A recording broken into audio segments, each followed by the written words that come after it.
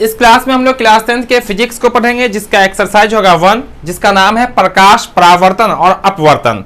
तो ध्यान से यहाँ पे पूरा देखिएगा, ताकि आपको जो भी यहाँ पे टॉपिक वाइज आपको हम समझाने वाले हैं, बताने वाले हैं, वो सब आपको पूरा क्लियर रूप से आपको जो है समझ में आ जाएगा। तो चलिए हम लोग आज के क्लास को शुरू कर लेते हैं। उससे पहले यदि कोई चैनल पर नए होंगे तो उस चैनल को सब्सक्राइब जरूर कर लेंगे, ताकि इस तरह का जो भी क्लास है आपको हर एक क्लास का नोटिफिकेशन मिलता रहेगा और आप बिल्कुल आसानी पूर्वक हमारे साथ अपनी तैयारी हर एक सब्जेक्ट का कर सकते हैं। चलिए देखिए, सबसे पहला टॉपिक आपका रहेगा वो है आपका प्रकाश यानी कि लाइट। लाइट कहते किसको है, प्रकाश किसे कहते हैं?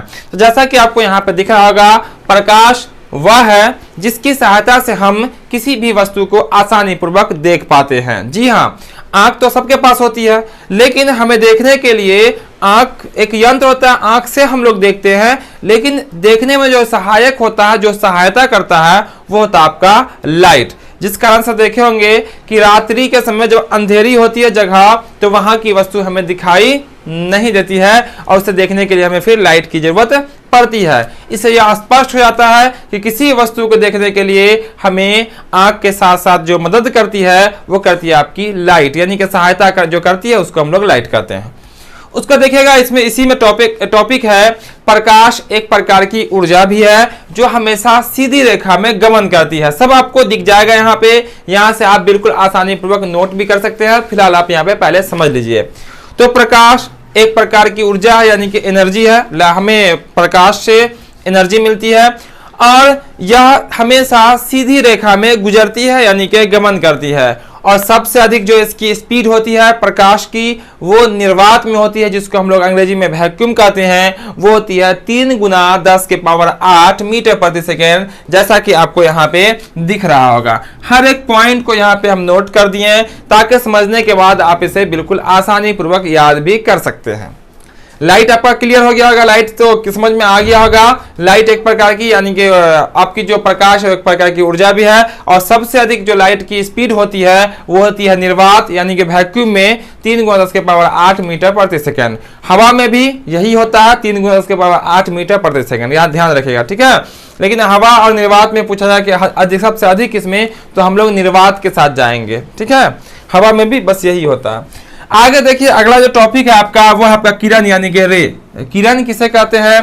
तो प्रकाश के गमन पथ की जो दिशा होगी वो आपकी किरण कहलाएगी।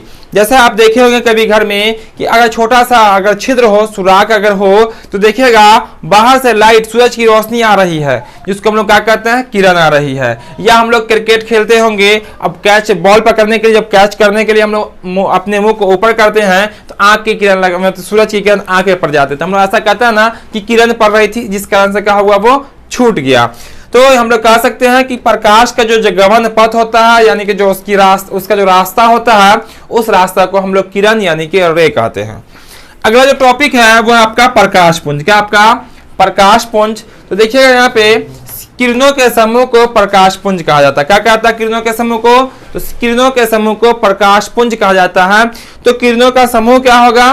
तो जब किरण अगर हल्की मात्रा में अगर ऐसे आ रही, देखिए सिंगल किरण है, ठीक है, सिंगल किरण है। यहाँ पे मैं आपको डायग्राम भी दिखला दिए, और यहीं पे बहुत सारे किरण मिलके आएंगे। जैसे हम लोग खुले आसमान के नीचे चले जाएंगे तो वहां पे बहुत सारी किरण होती है। तो बहुत सारी किरण होती है, तो डेट मीन्स बहुत सारी किरणों को क्या कहेंगे हम लोग? किरणों के समूह को प्रकाश पुंज कहते हैं, यानी कि उसको अंग्रेजी में हम लोग बीम ऑफ लाइट कहेंगे। क्या कहेंगे? बीम ऑफ लाइट, यानी कि प्रकाश पुंज। ये भी आपका पॉइंट क्लियर हो गया। चलिए आगे देखते हैं हम लोग आत्मदीप्त पदार्थ, जिसको हम लोग सेल्फ लुमिनस कहते हैं। क्या होता है? सेल्फ लुमिनस, आत्मदीप्त पदार्थ। तो हम लोग कहेंगे वे पदार्थ जो स्वयं खुद से प्रकाश उत्सर्जित करता हो, यानी कि खुद से लाइट देता हो, ठीक है, जिससे खुद से लाइट निकलता हो, उसको हम लोग कहेंगे आत्मदीप्त पदार्थ, यानी सेल्फ लुमिनस। जैसे अगर हम बात करेंगे तो जैसे देखिएगा तो आप कह सकते हैं सूरज के पास खुद की रोशनी होती है और वो खुद से प्रकाश उत्सर्जित करता है। जैसे दूसरा एग्जांपल ले सकते हैं तारा सब देखिए, हम सब यहाँ पर लिख भी दिए हैं। उसी तरह से दीपक, यानी कि जिसको हम लोग लालटेन कह सकते हैं, मोमबत्ती कह सकते हैं, बल्ब कह सकते हैं। दैट मीन्स जिससे रोशनी निकले, जिससे प्रकाश निकले, यानी कि जिससे लाइट निकले, वो सब कहलाता है आपका आत्मदीप्त पदार्थ, यानी कि सेल्फ लुमिनस। क्लियर इतना, यानी कि जो प्रकाश उत्सर्जित करता हो वो कहलाएगा आपका सेल्फ ल्यूमिनस, ठीक है, यानी कि आपका आत्मदीप्त पदार्थ। चलिए अगला पॉइंट आपको देखिएगा, तो अगला पॉइंट में है आपका अदीप्त पदार्थ, जिसको हम लोग कहेंगे नॉन लुमिनस, नॉन लुमिनस। तो इसका परिभाषा आप इस तरह से कह सकते हैं कि वैसा पदार्थ जो प्रकाश उत्सर्जित नहीं करता हो, यानी कि जिसके पास खुद की रोशनी नहीं होती है, यानी कि जिससे लाइट नहीं निकलती है, उसे हम लोग कहेंगे अदीप्त पदार्थ। क्या कहेंगे? अदीप्त, यानी कि नॉन लुमिनस पदार्थ कहेंगे उसको। जैसे बात कर लेते हैं, तो जैसे आप कह सकते हैं ईंट, यानी कि जिसको हम लोग ईंटा कहते हैं, ब्रिक्स। तो ईंटा जो है उसके पास खुद की रोशनी नहीं होती है, वो किसी दूसरे की रोशनी की सहायता से वो हमें दिखती है। जैसे आप कह सकते हैं ये मार्कर है, यानी कि पेन है, तो हम कह सकते हैं पेन के पास खुद की रोशनी तो होती नहीं है, ये दूसरे की रोशनी की सहायता से हमें दिखती है। इसी तरह से हम कह सकते हैं चांद। बहुत सारे स्टूडेंटों को चांद में कंफ्यूजन होगा, चंद्रमा यानी कि मून में, और बहुत सारे स्टूडेंटों को ऐसा लगता होगा कि चांद के पास खुद की रोशनी है। ऐसा नहीं है, चांद आपका अदीप्त पदार्थ है, यानी कि नॉन लुमिनस पदार्थ है, क्योंकि चांद के पास खुद की रोशनी नहीं होती है, खुद का प्रकाश नहीं होता है, दूसरे की प्रकाश की सहायता से वो हमें दिखता है, वो सूर्य होता है, ठीक है, सूर्य की प्रकाश के कारण वो चंद्रमा हमें दिखाई पड़ती है। उसी तरह से बहुत सारे ऐसे पदार्थ हैं जिसके पास खुद की रोशनी नहीं होती है, कलम, किताब, बेंच, टेबल, बहुत सारे ऐसे हैं जिसके पास खुद की रोशनी नहीं होती है, यानी कि जिससे लाइट नहीं निकलती है, वो कहलाएगा आपका अदीप्त पदार्थ, यानी कि नॉन लुमिनस। इसके बाद हम पढ़ेंगे पदार्थ जो यहाँ पे है, आगे पढ़ेंगे हम लोग पारदर्शी पदार्थ क्या होता है, अपारदर्शी पदार्थ क्या होता है, और पारभासी पदार्थ क्या होता है। जस्ट इसके बाद पढ़ने वाले हैं, आप समझ सकते हैं, यहीं से बहुत ही क्लियर आपको समझ में आ जाएगा। कोई जरूरी नहीं है कि उसको हम लिखेंगे तभी आपको समझ में आएगा। तो सबसे पहला पॉइंट आपको कहे पारदर्शी पदार्थ, ठीक है, क्या कहे?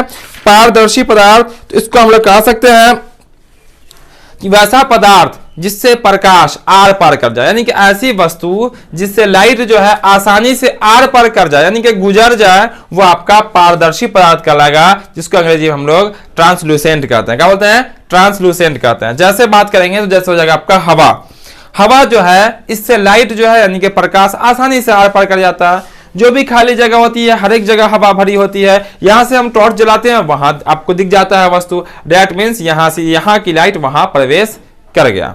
दूसरा हम ले लेते हैं पानी। जैसे देखिए पानी है, रात्रि के समय एक बाल्टी में पानी भर लीजिए, ऊपर से टॉर्च जलाइए, आपको उसकी पेंदी दिखाई पड़ जाएगी, दैट मीन्स ऊपर की लाइट नीचे प्रवेश कर गई, यानी पानी से भी प्रकाश आर पार कर गया, ठीक है। उसी तरह से हम कह सकते हैं कांच, शीशा, जैसे सामने आपको दिख रहा होगा शीशा, इससे भी प्रकाश जो है आसानी से आर पार कर जाता है, कोई दिक्कत नहीं होती है, दैट मीन्स ये सब कराएगा आपका पारदर्शी पदार्थ। दूसरा आपका आएगा अपारदर्शी, ठीक इसका अपोजिट हो जाएगा, जिससे प्रकाश आर पार नहीं करता है, वो कहलाता है आपका अपारदर्शी पदार्थ। क्लियर इतना?